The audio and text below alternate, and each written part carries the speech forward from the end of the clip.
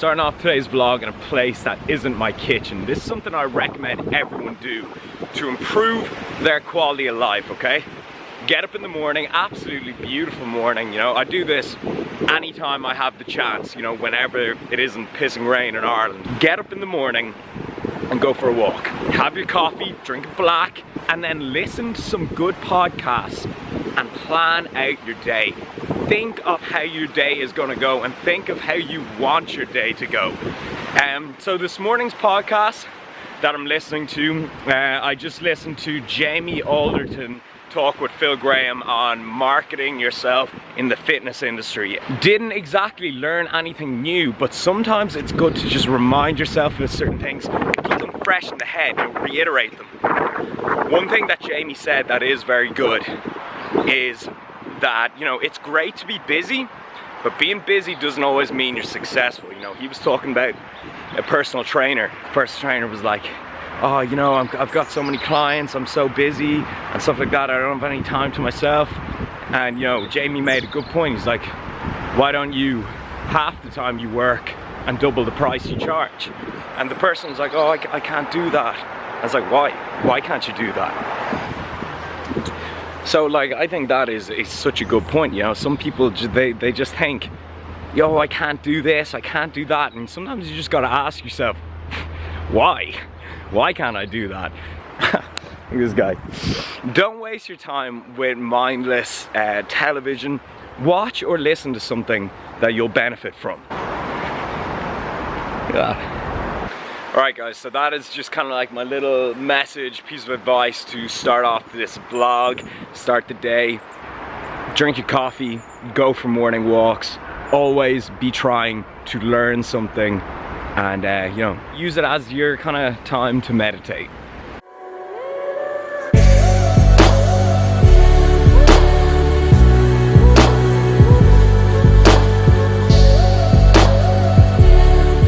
The plan for today, this is pretty ironic, okay? I have got an interview in DIT, Dublin Institute of Technology, for like the Journalism Society or something. But if anyone's wondering, what is my situation with college?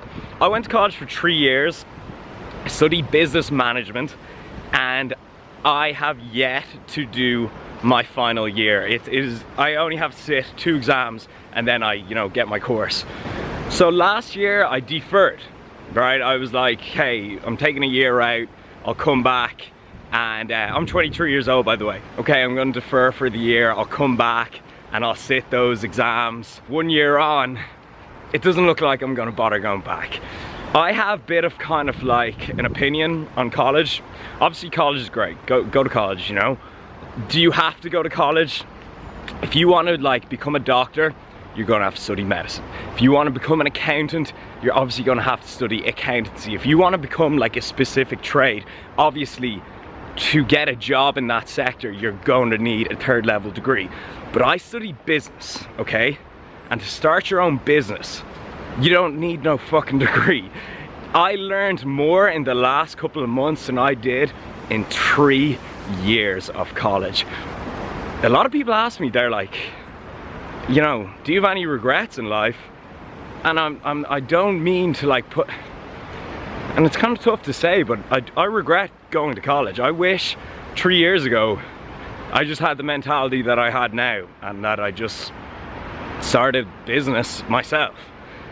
So yeah, that's kind of like my situation with college. I'm not exactly a college dropout. I do always have the choice to go back and like literally like, you know, I don't even have to do the full year. I just have to sit some exams. Will I go back? It's probably not, because when it comes to business, there's nothing better than just doing business yourself, just getting out into the world and doing it. So yeah, studying business didn't do much for me, but if you want to like become a doctor or something like that, or pharmacist, you know what I mean, then yeah, of course you're gonna have to go to college. So I'm gonna walk home now and just get the day cracking. Also, something that I have to add is this year, I think it's like 4 different groups in college, in Trinity, UCD, DIT, have done projects on my business. They've like, you know, asked me to like, you know, the ins and outs of it, and they've literally done projects. One group came top of their class, one group got first, you know, they got the highest grade. Well, I think it was a marketing class. But isn't that just irony at its finest? Doing your college project on a college dropout, and then today my college is asking me to go back and, you know, obviously do an interview and stuff like that. And I'm not saying, you know, oh, I'm so great. I'm just telling you what happened. I remember when I was younger, I used to climb up that hill. It's good times. Also, before I go, let me know some topics that you might like me to talk about in these morning walks. It could be like a thing. I go for a morning walk and I talk about stuff. So comment down below. Alright, just got home. Good start today. I got a package from one of my sponsors, and that is Kerrigan's Foods for Fitness. It is kind of like Ireland's version of muscle food. But so let's do the YouTube thing and do an unboxing. Alright, turkey and cranberry burgers, diced beef, venison burgers, something we're currently experimenting with, and that is the Lipsit Fitness burgers. They are kind of like hot sauce flavored with jalapenos in them, so you know. More venison, turkey sausages, and then 3 different seasonings. As you know, on this channel, I'm big on seasonings, can completely change how a meal tastes. Alright, so that is everything I got, and I actually don't eat too much meat. That will last me well over a month, like 5 weeks, even 6 weeks. But when you track your macros, you'll start to notice that a lot of things contribute to your protein intake that you wouldn't expect. Like I had like a big pasta dish yesterday, and there was like 10 grams of protein just from the pasta, and I would count that towards my total daily intake. So you may be consuming more protein than you know, and there is just one of the many lip tips that I offer on this channel. Let's see how we're looking. Shaping up for Thailand. For breakfast, I'm gonna have some of the turkey sausages. This is the macros on them here. Alright guys, so that's the first meal of the day. Baked beans, turkey sausages, and some white potatoes. Probably gonna put some of the magic stuff on it too. Alright, so this is the look we're going for today. Got these super skinny jeans from Top Man. Thank God for stretch fit, that's all I'm gonna say. But anyways, right, it's time to hit the road. Also got this kind of like jacket thing made up, but I only got the one. It's just like kind of an idea, if anything. But yeah, that's what we're going for today. Alright, so just about to walk into DIT now. This is very nostalgic and a little bit weird. With over 24,000 subscribers on his channel, multiple endorsement deals, who can whip up a storm in the kitchen, and who joins us now live in studio. Hi Rob, thanks for coming into us. How's it going? Thanks for having me. Not at all. So Rob, let's start from the very beginning. What made you start vlogging? Well, I always kind of followed a lot of vloggers myself. I've always been watching YouTube fitness, and I kind of liked the general lifestyle they get to live. You know, they get to avoid the whole 9 to 5 thing, they get to do what they like to do, and they get to do something creative as well. And I noticed that no one in Ireland was really doing that at the time, so I said, oh well, there's a gap in the market, so I want myself a slice of the pie. So that's why I started. Just kind of wanted to get in there before other people did. And how did you get your YouTube channel to grow? Well, initially I kind of started off my career, I guess you could say, in the fitness industry on Facebook. I started a Facebook page, and instead of like writing statuses, I write articles. I put them in my status box. So I grew a following on Facebook and then Instagram. And then when I started YouTube, you know, I had a few followers to bring straight over. And then after that, it's just been kind of collabing with other YouTubers in the UK and America. So for example, a UK YouTuber, and you would upload a video to each other's channel, then you would get their demographic and they get yours. So you kind of do it like that. Collaborations are really good. I'm actually going to LA in January for like a big fitness expo. So I'll be collabing with a lot of YouTubers then too. So obviously after you got your YouTube channel to grow, you started a clothing line. Yeah, How did that come about? Well, there was never a plan to do that. I literally got my logo put on one t-shirt, and I just started wearing that one t-shirt. And then so a lot of people on my channel, they said, hey, I like that design, can we buy it? So I said, okay, I'm gonna get some merchandise made up for my subscribers. And the reason why it's just my LF logo, it doesn't have any writing on it, is because I want people to look at it and be like, hey, that's a cool design. Even if I don't know who Rob Lipsett is, or I have no idea what Lipsett Fitness is, I'd like to wear that. It looks good. So it started to grow from there, and now it's kind of developed into a little community. This is kind of relevant to college. Someone a few months ago, they said, hey, it was my first day in college, I went to the college gym and I was really intimidated, and I was wearing my LF vest, and I saw someone else in the gym wearing an LF vest too, and so we were both on it. Exactly. Yeah. There was something in common there, so they both made friends and got a workout in together. So hearing that was just awesome. So that's kind of how it started. What pieces are in the clothing line? It's t-shirts, vests. Yeah, t-shirts, vests, and hoodies are currently being made for the winter. And you sold out, didn't you?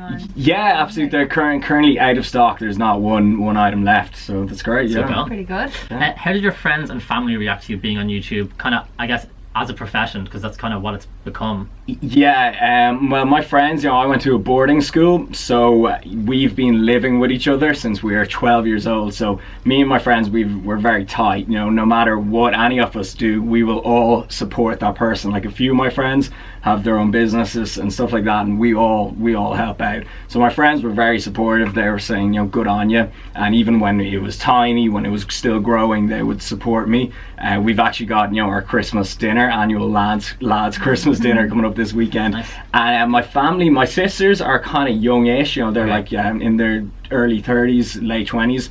So they were kind of like, okay, that's cool, good on you doing something you like to do.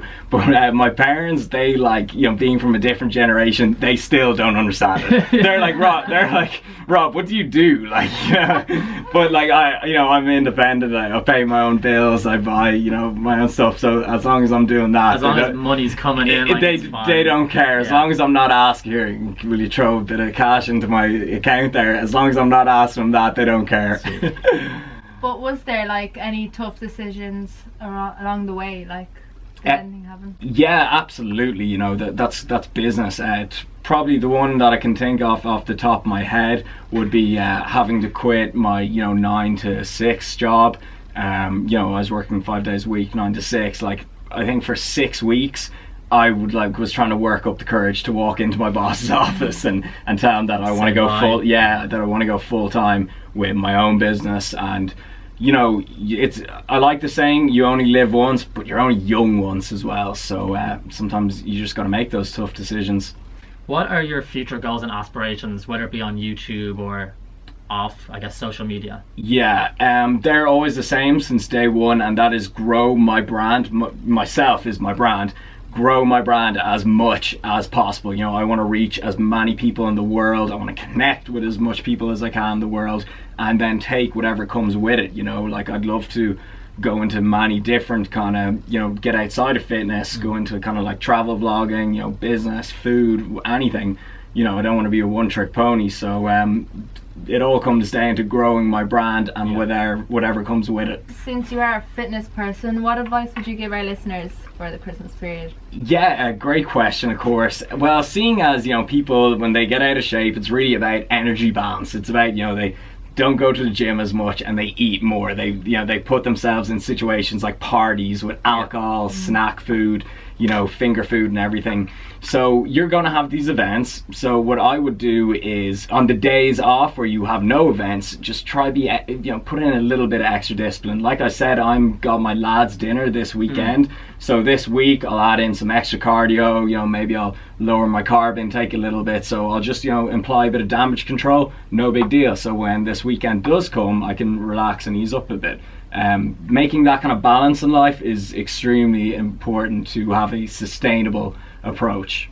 Is it, you said there that you would lower your carb intake, is it hard to, I guess, manage your your food routine on a weekly basis? Yeah, it's actually, the start is the hardest. When you, like, for a while to get an idea of what food looks like on the plate, you're probably going to have to keep a food diary, weigh out your food and stuff like that, just to get an initial idea. But after a while, it actually gets easier and easier, believe it or not. Like you know, a fist-sized portion of carbs, like potatoes or rice, it's like 30 grams of carbs. You know, a chicken breast is like 30 grams of protein. You end up just kind of knowing this stuff by looking at it after a while. So it gets easier and easier. What advice would you give to people who are apprehensive about joining a gym or starting their workout regime? Yeah, I would really urge people to get rid of the whole stereotype of the mean, angry gym. You know, you actually go into most gyms nowadays and there's a family atmosphere. You know, everyone wants to help each other out, everyone wants to offer each other tips. You know, you've probably heard the whole thing, fit fam, you know, it's a friendly atmosphere. So I would tell people to get that kind of mentality instead of like a scared mentality. And is there anything you would have changed over the past year? There are so many things that I would have done differently, but you see, you can't think like that. You got to turn negatives into positives. If I didn't make all these mistakes I did, I would never learn from them and you'd never progress. So embrace the mistakes, embrace the errors. What does 2016 have in store for Rob Lipsett? Oh, the 2016, you know, you've probably heard the saying 2015 was the warm-up. Here comes 2016. But you know, I have big plans for 2016, but I'm keeping my cards close to my chest for the moment. We'll have to keep an eye on your social media to find out, is that it? Keep an eye on the YouTube, make sure you're subscribed. Ingrid has been creeping anyway, that's for sure. Yeah. Oh my god!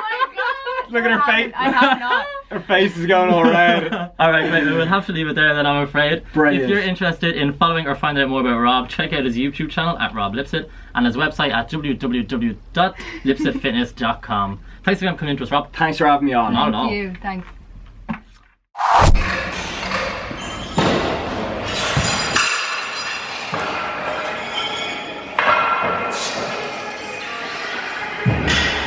Alright, today's cardio pastime YouTube podcast video person is none other than Casey Neistat, one of the few non-fitness YouTubers that I follow. So anyone else a fan of Casey, let me know. He is just like vlogger goals. Dude has set the standard in like the quality of vlogs. Alright, so back home, before I finish up this vlog, I thought I'd show you just what I'm cooking right now. I'm having a lot of wraps recently. So I am put in the George Foreman 2 Lipsett Fitness turkey burgers. There is kind of like all the mixed veg, peppers, tomatoes, onions, stuff like that I'm gonna fill the burrito with. And that's it, guys, just put it all together. Finished product, guys. The question is, will it close? I'm gonna finish this up here. I'm gonna eat this, I'm starving. Hope you enjoyed this vlog. It's another one knocked out the park. Catch you next time, keep it real.